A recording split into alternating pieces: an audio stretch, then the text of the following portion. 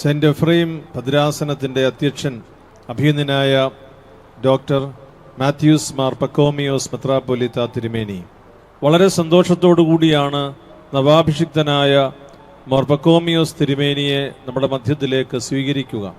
ആദ്യം തന്നെ അദ്ദേഹത്തിൻ്റെ പേര് കൃത്യമായി നമുക്ക് ബോധ്യമാകുന്നത് പോലെ തന്നെ നമ്മുടെ ലിറ്റർജിക്കലി നമ്മൾ പറയുമ്പോൾ ആബൂൻ മാത്യൂസ് മാർ പക്കോമിയോസ് മെത്രാപ്പൊലീത്ത എന്നുള്ളത് അദ്ദേഹത്തിൻ്റെ പേഴ്സണൽ ടൈറ്റിലായി നിൽക്കുമ്പോൾ സെന്റ് എഫ്രൈം കടുക്കി പൂന ഭദ്രാസന മെത്രാൻ, നമ്മൾ ആ ഡിഫറൻസ് കൂടി കാനോനിക്കലി നാം ശ്രദ്ധിക്കണം. കടുക്കി പൂന എന്ന് പറയുന്ന ഭദ്രാസനമാണ് മെട്രോപൊളിറ്റൻ ആർച്ച് ഡയസായി ഉയർത്തപ്പെട്ടിട്ടില്ലാത്തത് കൊണ്ട് അദ്ദേഹത്തിൻ്റെ പേരിൻ്റെ കൂടെയാണ് മെത്രാപ്പൊലീത്ത എന്ന പദവി എന്ന ടൈറ്റിൽ ഉപയോഗിക്കുക. കടുക്കി എഫ്രൈം സെന്റ് എഫ്രൈം ഭദ്രാസനത്തിൻ്റെ മെത്രാൻ. അഭിനന്ദനായ പക്കോമിയോസ് തിരുമേനി ബദനി ആശ്രമത്തിലൂടെ രൂപപ്പെട്ടു വന്ന ഒരു സന്യാസ പൗരോഹിത്യ ജീവിതത്തിൻ്റെ ഉടമയാണ്. നമുക്കെല്ലാവർക്കും അദ്ദേഹത്തെ അടുത്തറിയാം, അദ്ദേഹത്തോട് അടുത്ത ബന്ധമുണ്ട്. കടവിൽ എന്ന കുടുംബപ്പേര് അദ്ദേഹത്തിൻ്റെ സ്വഭാവത്തോട് ചേർന്ന് നിൽക്കുന്നതാണെന്ന് പൂത്തൃക്കയിൽ ചെന്നപ്പോൾ കൂടുതൽ മനസ്സിലായി. കടവിനടുത്ത് താമസിക്കുന്നത് കൊണ്ടാണ് കടവിൽ എന്ന പേര് വന്നത്. കടവിനടുത്ത് താമസിക്കുമ്പോൾ ഒരാതിഥ്യത്തിൻ്റെയും ചേർത്ത് പിടിക്കലിൻ്റെയും ഒരു അനുഭവമുണ്ട്. കരകയറുവാൻ ആഗ്രഹിക്കുന്നവരെ കടവിൽ ചേർത്ത് പിടിക്കാൻ ഒരു പ്രത്യേക ശുശ്രൂഷ നിയോഗമുണ്ട്. അഭിനന്ദനായ പക്കോമിയോസ് തിരുമേനി സന്യാസത്തിൻ്റെ ജീവിതക്രമത്തിൽ അഭിമാനിക്കുന്നവനും അത് ജീവിക്കുന്നവനുമാണ്. ചിലപ്പോൾ ചോദിക്കും, അച്ഛൻ എങ്ങനെയാണ് വന്നത്? അല്ല, ഇപ്പോൾ ഒരു 10:30 KSRTC ഉണ്ടത്, അവിടെ പോയാൽ നേരിട്ട് അവിടെ കളുത്തിപ്പടിയിൽ ഇറങ്ങാം. അതൊരു വെറുതെ ഒരു വാക്ക്, ഒരു പുതിയ വാർത്തയ്ക്ക് വേണ്ടി പറയുന്നതല്ല. That is what he is. അതിലാണ് അച്ഛൻ്റെ ആനന്ദം. അതുകൊണ്ട് തിരുമേനി ഇനി ബസ്സിൽ യാത്ര ചെയ്തെന്ന് പറഞ്ഞാലും അത് നമുക്കൊരു സ്കാൻഡലായിട്ടൊന്നും സ്വീകരിക്കണ്ട. അങ്ങനെയൊക്കെ യാത്ര ചെയ്യാൻ തിരുമേനിക്ക് സാധിച്ചാൽ ഞാൻ പറയും, ആ അവസരം നഷ്ടപ്പെടുത്തി കളയരുത്. നമ്മുടെ ഇടയിലുള്ള ശുശ്രൂഷ എത്രയും ജനവുമായി ചേർന്ന് ഇഴുകാൻ സാധിക്കുന്ന ശുശ്രൂഷ വേദികൾ ചെയ്യാൻ സാധിക്കുന്ന സമയവും ആളുകളും ഇത് ഫലപ്രദമായി വിനിയോഗിച്ചാൽ സഭയ്ക്കതൊരു സാക്ഷ്യമാണ്.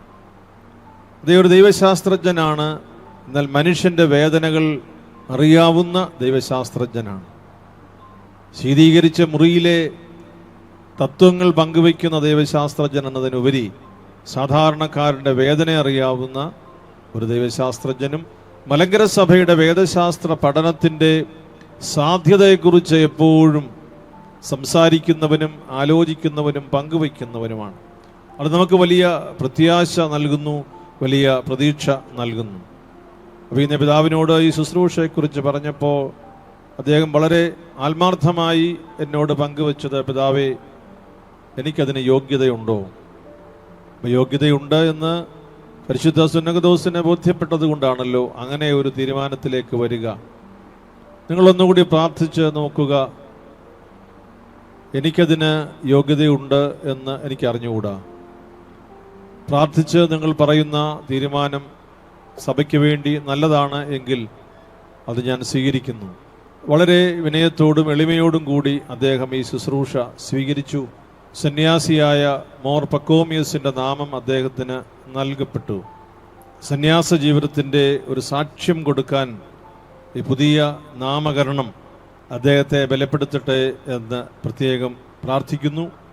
സന്യാസം സഭയുടെ ജീവിതത്തിൻ്റെ വലിയ ആഴപ്പെടലിൻ്റെ അടയാളമാണ്.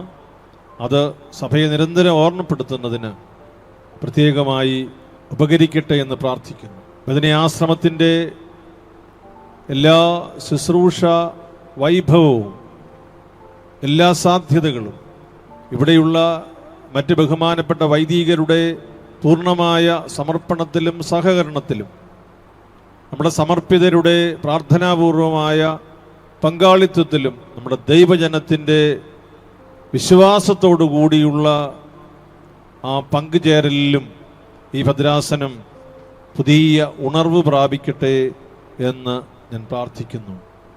നമ്മുടെ ഈ ഭദ്രാസനത്തിലെ കൊച്ചു കൊച്ചു മിഷൻ കേന്ദ്രങ്ങളുണ്ട്, അവ വിസ്മരിക്കപ്പെട്ടുകൂടാ. ഇടവക സമൂഹങ്ങളുണ്ട്, അവയെ പരിപോഷിപ്പിക്കേണ്ടതായിട്ടുണ്ട്.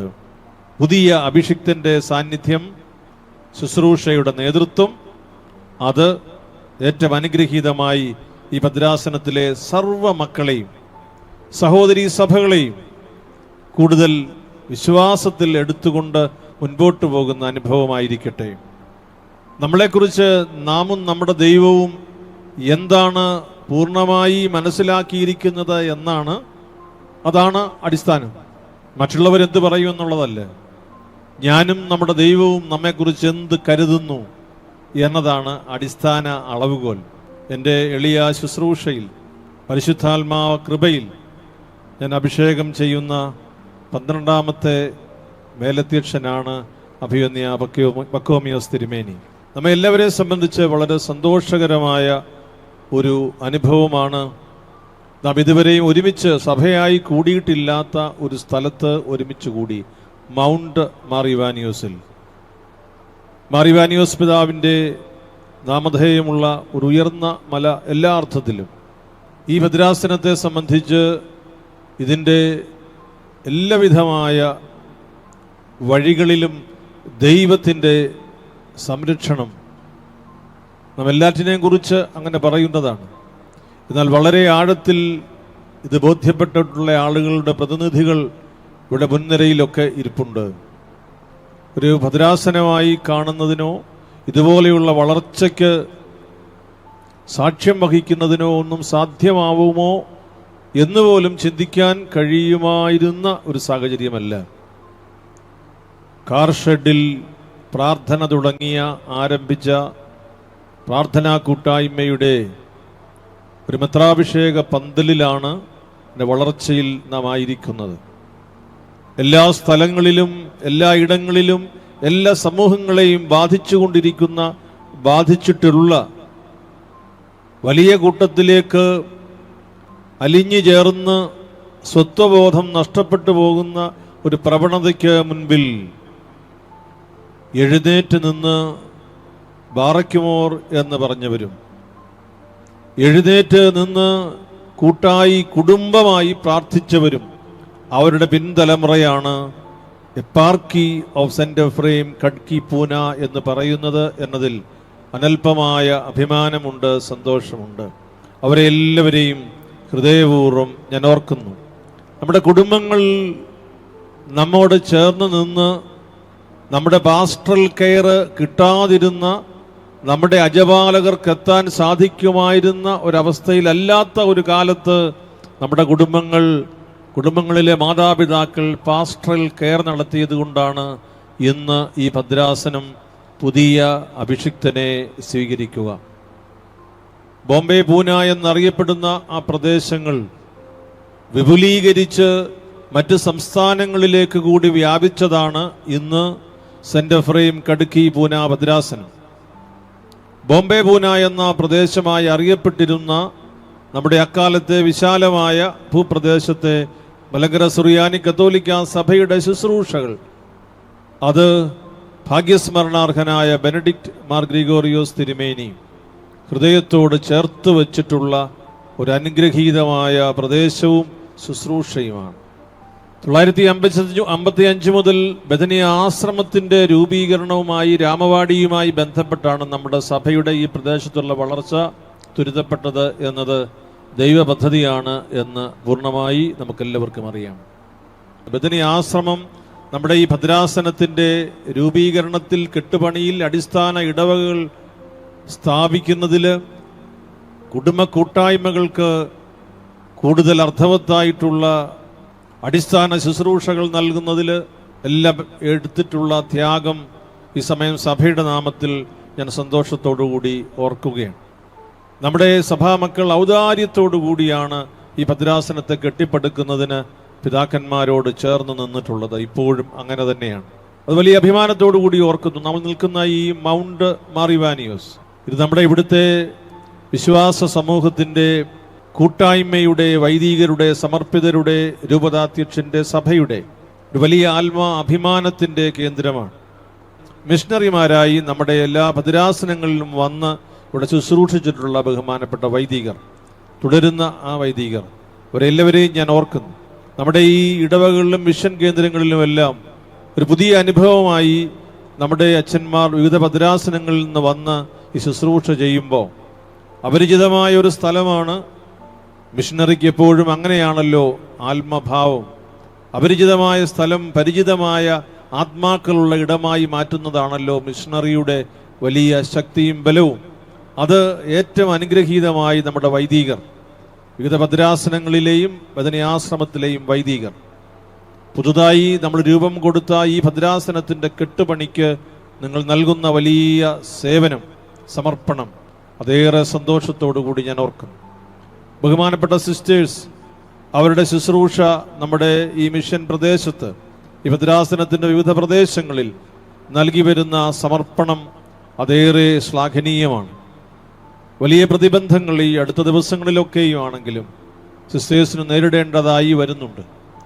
സുവിശേഷം പറയുന്നതിനോ സുവിശേഷം പ്രസംഗിക്കുന്നതിനോ ബുദ്ധിമുട്ടുണ്ടാവുകയില്ല എന്ന് കരുതിയിരിക്കുമ്പോൾ നേരിട്ട് നമുക്കനുഭവപ്പെടുന്ന പ്രതിബന്ധം കണ്ണിൽ കണ്ട് എന്നോട് ഇന്നലെ അത് വിവരിച്ച് കേൾപ്പിക്കുകയുണ്ടായി.